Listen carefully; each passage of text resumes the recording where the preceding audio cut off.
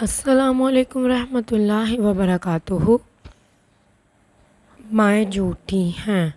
شام کے انجانی director doctor مصطفیٰ العاد کا کہنا ہے کہ میں سمجھتا تھا کہ ماں جھوٹ نہیں بولتی، لیکن مجھے احساس ہوا کہ میرا شک غلط تھا جب میری ماں نے مجھ سے 8 جھوٹ بولے۔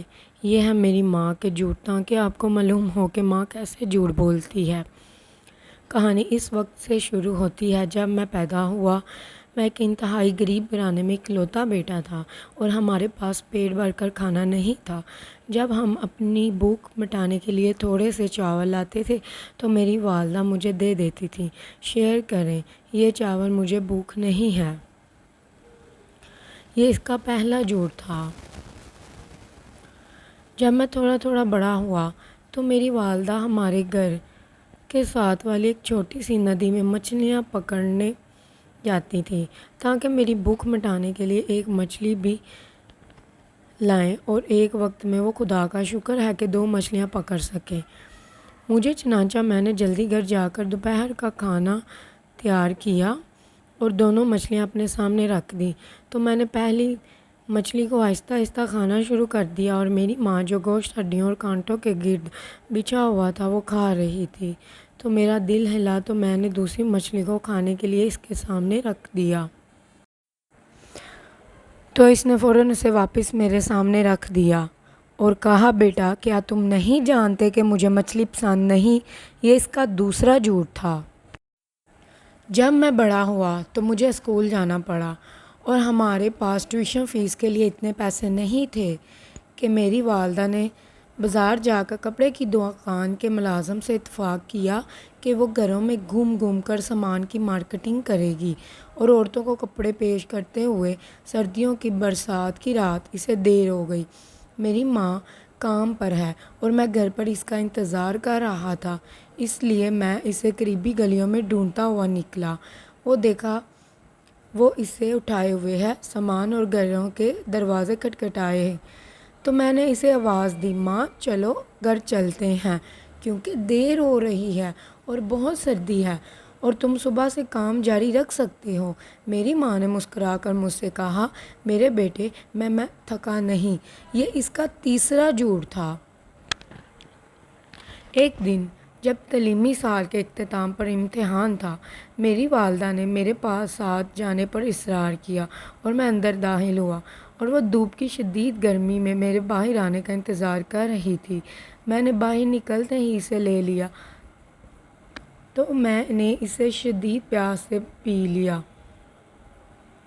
یہاں تک کہ میں نے اپنی پیاس بجھائی۔ اچانک میں نے اس کے چہرے کی طرف دیکھا تو اسے پسینہ بہتا ہوا پایا، تو میں نے اسے فوراً پیالہ دیا اور اسے کہا، پیو میری ماں۔ اس نے جواب دیا، اے میرے بیٹے پیو، مجھے پیاس نہیں ہے۔ یہ اس کا چوتھا جھوٹ تھا۔ میرے والد کے انتقال کے بعد میری والدہ کو اکیلی بیوہ ماں کی زندگی گزارنی پڑی اور گھر کی ذمہ داریاں ان پر اکیلی پڑ گئیں، تو زندگی مزید پیچیدہ ہو گئی اور ہم فاقوں کا شکار ہونے لگے۔ اس سے بھی بدتر انہوں نے مشورہ دیا، میری ماں ایک ایسے شخص سے شادی کرے جو ہم پر خرچ کرتا ہے کیونکہ وہ ابھی چھوٹی ہے۔ لیکن میری ماں نے شادی سے انکار کرتے ہوئے کہا، مجھے محبت کی ضرورت نہیں ہے۔ یہ اس کا 5واں جھوٹ تھا۔ جب میں نے اپنی تعلیم مکمل کی اور یونیورسٹیوں سے فارغ ہوا تو مجھے کافی اچھی نوکری مل گئی، اور میں نے سوچا یہ صحیح وقت ہے کہ میری والدہ آرام کرے اور گھر کے اخراجات کی ذمہ داری مجھ پر چھوڑ دے۔ ہر صبح بازار میں سبزی بیچتی ہے۔ جب اس نے کام چھوڑنے سے انکار کیا تو میں نے اپنی تنخواہ کا کچھ حصہ اس کے لیے مختصر کر دیا، لیکن اس نے لینے سے انکار کر دیا اور کہا، میرے بیٹے اپنے پیسے رکھ لو، میرے پاس کافی پیسے ہیں۔ یہ اس کا 6واں جھوٹ تھا۔ اپنے کام کے علاوہ میں نے ماسٹر ڈگری حاصل کرنے کے لیے اپنی پڑھائی جاری رکھی اور وہ واقعی میں کامیاب ہو گیا، اور میری تنخواہ میں اضافہ ہوا، اور جس جرمن کمپنی میں میں کام کرتا ہوں اس نے مجھے جرمنی میں اس کی مرکزی برانچ میں کام کرنے کا موقع فراہم کیا ہے، اس لیے میں بہت خوشی محسوس ہوئی۔ اور میں ایک نئی شروعات اور خوشگوار زندگی کے خواب دیکھنے لگا۔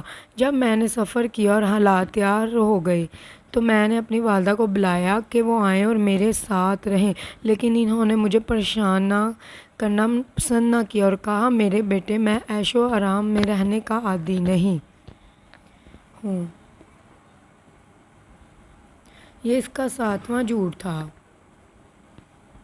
میری والدہ بوڑھی ہو گئی ہیں اور کینسر کی بیماری میں مبتلا ہو گئی ہیں اور مجھے ان کی بیماری کے وقت ان کے ساتھ ہونا چاہیے تھا، لیکن میں اپنی اور اپنی پیاری ماں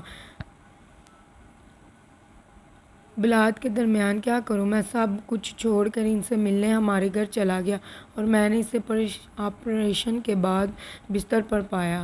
جب اس نے مجھے دیکھا تو میری ماں نے مجھے مسکرانے کی کوشش کی، لیکن میرا دل جل رہا تھا کیونکہ وہ بہت کمزور تھی۔ میری ماں کو نہیں کہ میں جانتا تھا۔ میری آنکھوں سے آنسو بہہ نکلے، لیکن میری ماں نے کوشش کی مجھے تسلی دینے کے لیے۔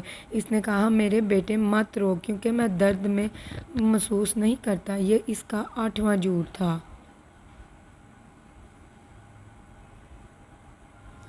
اور مجھ سے یہ کہنے کے بعد اس نے اپنی آنکھیں بند کر لیں اور دوبارہ کبھی نہیں کھولیں۔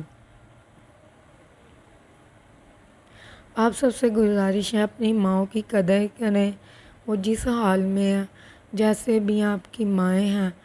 ایک ماں دوبارہ کبھی نہیں ملتی۔ ہماری مزید ایسی ویڈیوز کے لیے ہمارے چینل کو لائک کریں، سبسکرائب کریں، بیل آئیکن کے بٹن کو پریس کریں۔ اللہ